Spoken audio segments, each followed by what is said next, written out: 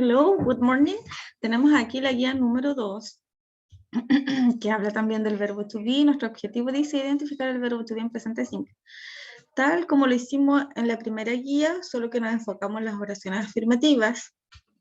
Ahora nos vamos a enfocar también en la parte negativa e interrogativa.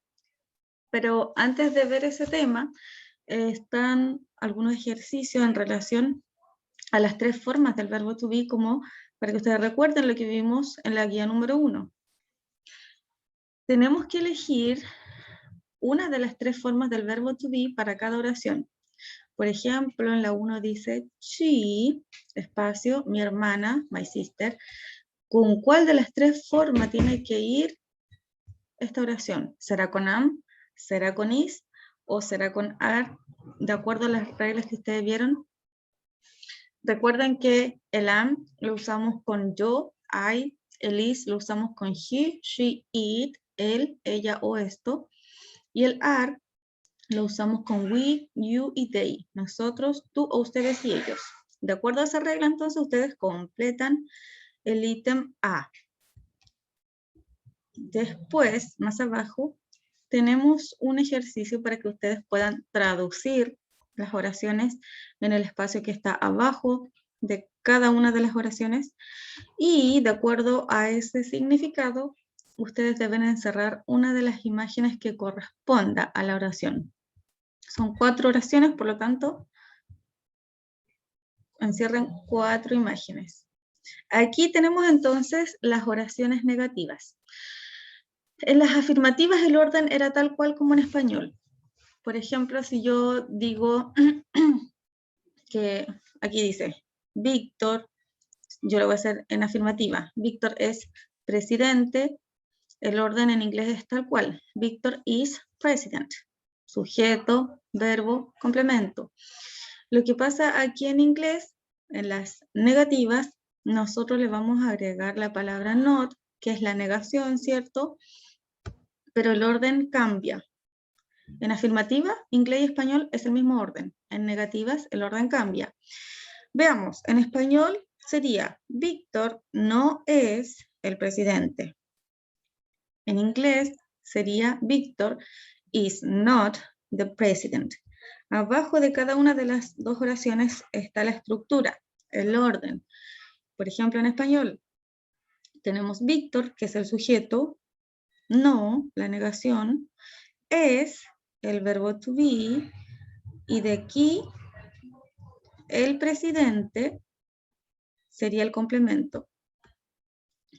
¿Qué es lo que pasa en inglés? Tenemos Víctor, que es el sujeto, igual que en español, ¿cierto? Y aquí la cosa cambia. Va primero el verbo to be, que en este caso es is, y después la negación, not. El complemento va a ir siempre al final. Por lo tanto, aquí tenemos, después del sujeto, negación más verbo to be, y en inglés, al revés. Después del sujeto, to be, y después la negación. Se intercambian de lugar. Si yo lo traduzco tal cual como dice aquí, queda raro porque diría Víctor es no el presidente. Pero en inglés, esa es la estructura, ¿ya?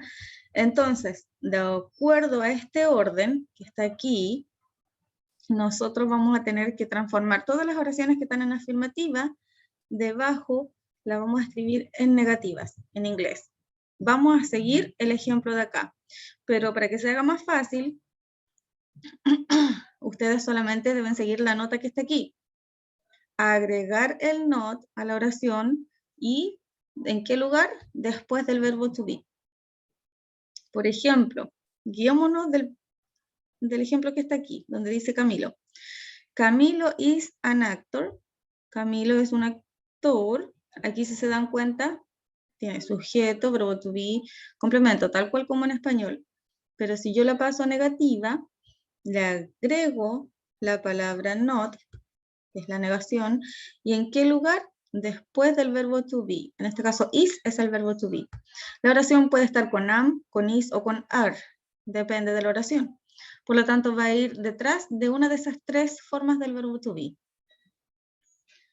Entonces, aquí está la oración. Las oraciones. Dice Verónica is Chilean. ¿Qué vamos a hacer? La vamos a pasar a negativa. Le vamos a agregar el not después del verbo to be. Lo mismo para las otras oraciones restantes. Son 6 en total. Ahora, en la siguiente parte están las oraciones interrogativas. ¿Qué sucede aquí? Tenemos la misma oración. Camilo is an actor. Camilo es un actor. ¿Qué pasa en la oración interrogativa? Cambia el orden. Empezamos con el verbo to be y después agregamos a Camilo. Si se dan cuenta, cambiamos el sujeto con el verbo to be de orden para las interrogativas. Acá empezamos con sujeto, verbo to be, aquí es al revés, verbo to be, después sujeto. Y complemento siempre al final.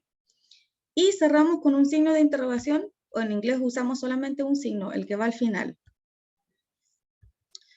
De acuerdo entonces a esa estructura que está acá, vamos a hacer las otras oraciones.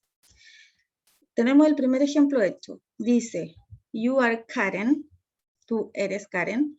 Y si yo la transformo a pregunta, queda como, ¿eres tú Karen? Are you Karen? ¿Qué pasó? Cambiamos, ¿cierto?, de orden el verbo to be con el sujeto de la oración. You are, y acá quedó are you. Se intercalaron de lugar. Lo mismo hay que hacer entonces para las otras oraciones.